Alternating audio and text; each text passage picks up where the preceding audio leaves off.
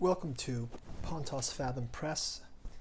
This is our book review series. Today I'm going to be reviewing the third book of the August Moldenhauer series of books called The Katu Journals Out of Lovecraft's Providence, the Archeology of Yog-Sothoth. This is volume 3.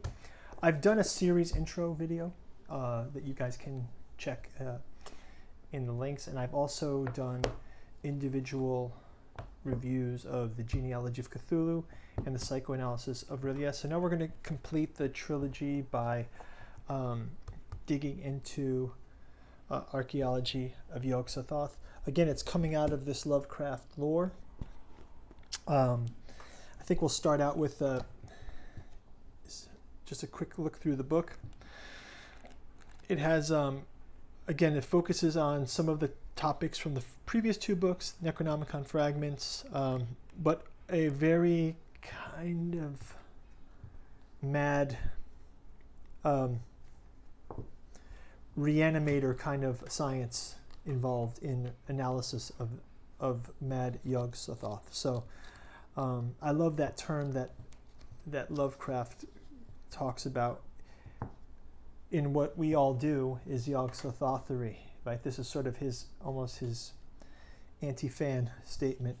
But in a way, that's exactly what's at work here in the Archeology of Yog-Sothoth. It's like digging through the layers of Yog-Sothoth. So here's a quote from the beginning. It says, "It was an all-in-one and one-in-all of limitless being and self, not merely a thing of one space-time continuum, but allied to the ultimate animating existence of essence of existences.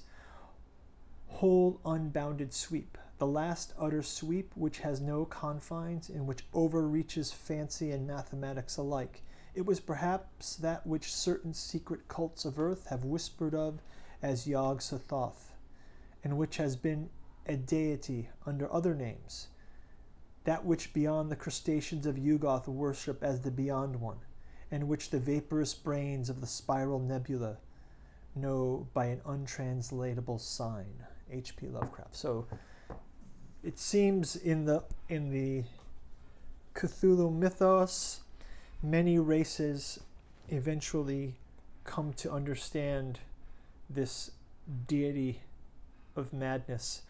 Let's look at the introduction table of contents. As a preface to the series, I will read the introduction today from Beyond Yog-Sothoth. Just to let you know, I also have a Patreon where I'll read from the whole book. So in my Patreon, if you guys like what we're doing here, obviously please like and subscribe, and leave comments, questions, what you guys think, and we can talk about things there. Looking forward to talking with everyone. So book starts out with the forensic study of the Katu journals. It starts looking at the descriptions of the notebook, the production, different anomalies in the Rillias text. Then it gets into the Archeology of Yog-Sothoth as an unconcealing of Azathoth. Then it looks at different components of the Necronomicon fragment, and these are the sites. So it's the digging into the text fragments where the archaeology takes place, but it's quite a mad use of the term. So just as in an archaeology dig site, we would go through different layer and strata. So with the fragments, Moldenhauer goes through and excavates and then finds different details within the text. Named areas lead to more properties, so to speak. So it's kind of a guided journey through madness. Then there's the drive and desire of Yog-Sothoth, and then there's critical essays, and then some appendix with Katu journal drawings and Cthulhu number. So we've read the preface of the series in our series video. I'm just going to kind of go to the introduction here, which is from Beyond Yog-Sothoth. With the third and final book of the series, the Archeology of Yog-Sothoth, the most preternatural details are revealed from the forensic study of the elements of the basic Katu journal notebooks in their construction. Beyond the final conclusion, based on the evidence presented throughout, this volume lastly presents evidence from the Necronomicon fragment as presented in the Katu journals using a number of analytic techniques. When one thinks of archaeology, the most common reaction is to think of the systematic science of excavation and discovery of some ancient ruins. And one would ask, how can such an archaeology apply to Yog-Sothoth, the mate of Shub-Niggurath and the grandparent of Cthulhu himself?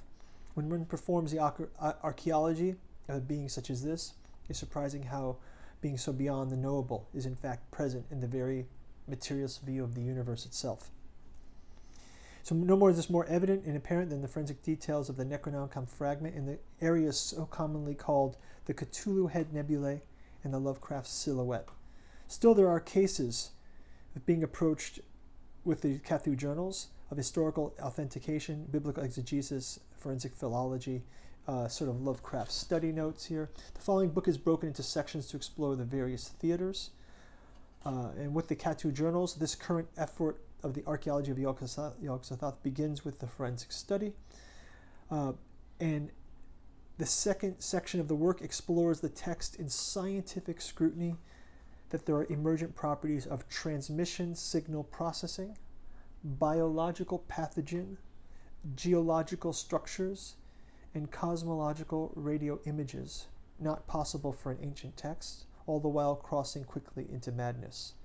With these archaeological findings comes speculation on the possibility and historical evidence of the themes and entities, that the theme of the fiction of H.P. Lovecraft, horrors which the notebook's author makes claims to suggest, are actually valid.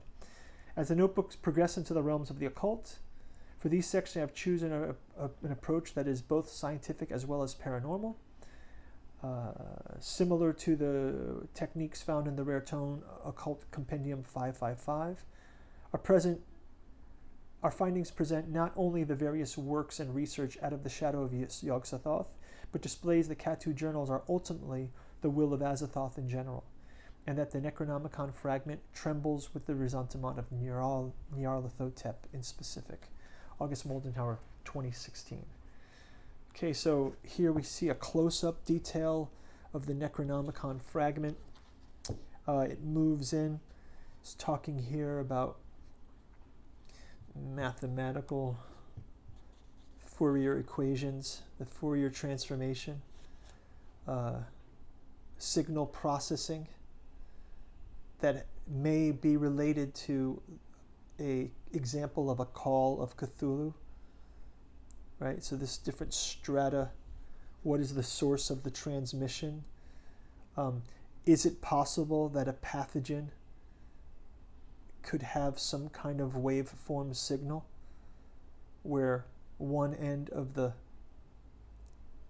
paired object is in the host and the other end, like cans with a string tied between them, pulled tight, the other can is somewhere among the Yog-Sothoths and Azathoths of the world, piping through virulent madness? Who knows? But this is the kind of world we're in August Moldenhauer's Archeology of Yog-Sothoth. And it goes into also these areas of radio transmission areas that point to sectors of space, perhaps the origin space, kind of a la August Derleth, of where Cthulhu came from before he fell to space. There's some essays in the back. And finally, there is some drawings, as we discussed. So this is the Archeology of Yog-Sothoth. Hope you enjoyed it. Please leave your comments below. Really support the channel if you're interested in taking a look at these.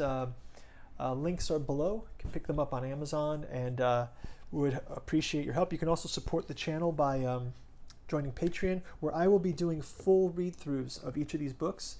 And I will also be doing some additional podcasts. We have a podcast series. This month is Lovecraft month, so we've done a couple so far. So hope you get to check those out in the links over here. And looking forward to talking to everyone, and see you on the next video. Take care. Bye-bye.